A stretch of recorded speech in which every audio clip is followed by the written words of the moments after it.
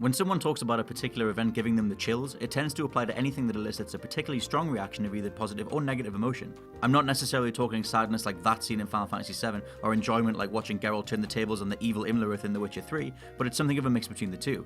Real emotional weight, brought on by a number of factors that hammer home a particular set piece, character moment, or mission climax. I'm Scott from WhatCulture.com, and these are just a handful of powerful moments that made us all pull a Neo face.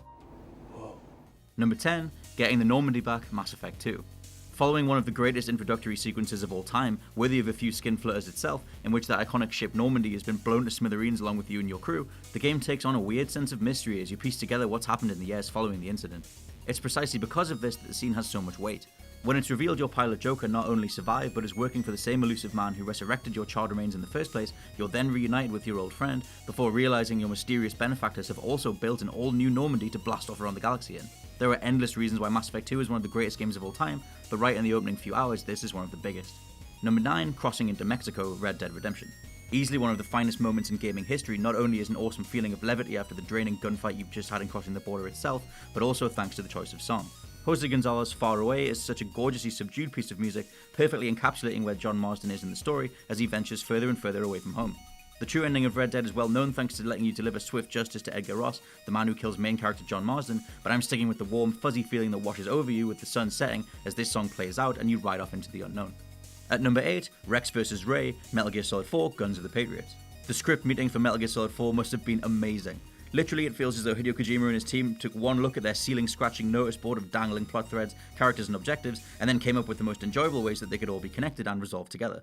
The final Solid vs. Liquid fistfight is a great moment, but it's this battle that comes earlier, which gained major fan service points thanks to including the original game's gigantic dinosaur mech, which I'm putting up there instead. Showing that underneath all the questionable decisions, Kojima really just wants to please the fans. Having you get behind the controls of the classic Metal Gear Rex and batter Liquid as he comes at you in the Metal Gear Solid 2 Ray is easily one of the most enjoyable action scenes in all of gaming. At number 7, destroying Megaton in Fallout 3.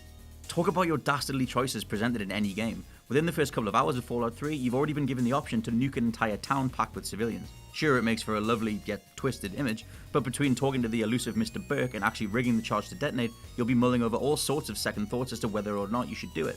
Say you do go for it, and let's be honest, we all did just to see how it would look. The desolate winds whipping around the wasteland are suddenly accompanied by the distant sounds of pure devastation. A perfectly realistic looking nuclear cloud fills the screen after a blinding light, and you're left with either a shed load of guilt, or the first step into playing Fallout 3 like an every man for himself maniac.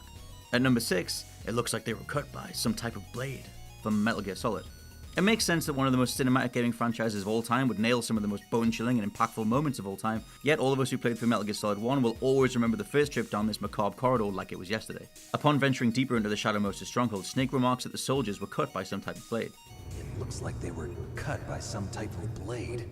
The accompanying score is a mess of demonic whispers as the enemy's wounds reveal themselves to be more and more severe, and you just know the big reveal is coming right around the corner. Suddenly you see the mysterious cloaked ninja Grey Fox standing there, suspending one final body on the tip of his sword before walking off and begging you to follow. The personification of giving you the chills, this is one of my personal favourite gaming moments of all time.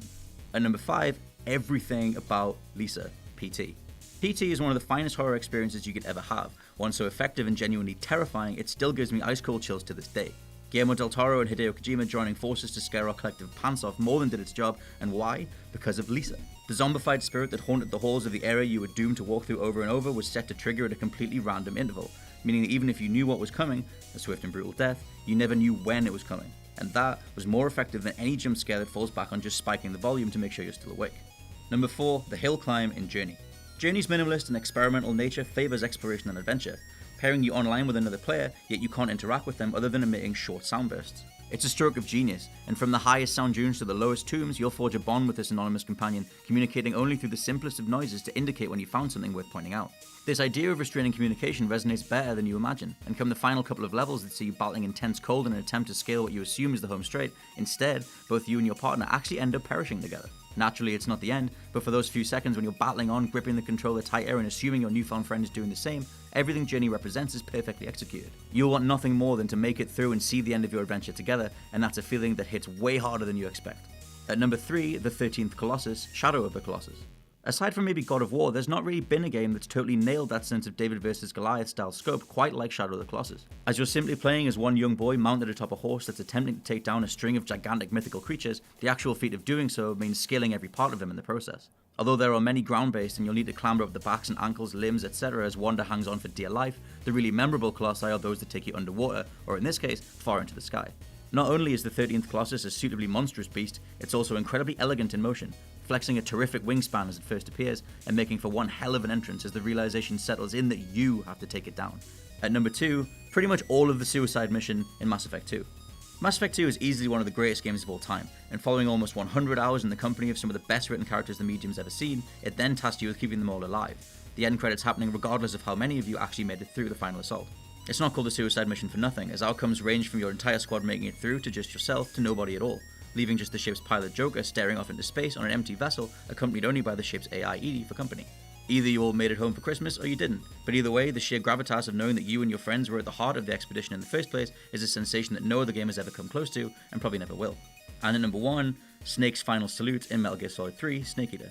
Although people keep expecting him to, former Metal Gear mastermind Hideo Kojima is yet to turn his hand to film, instead using the medium of video games to create amazingly detailed works of fiction that have helped amass a following worldwide.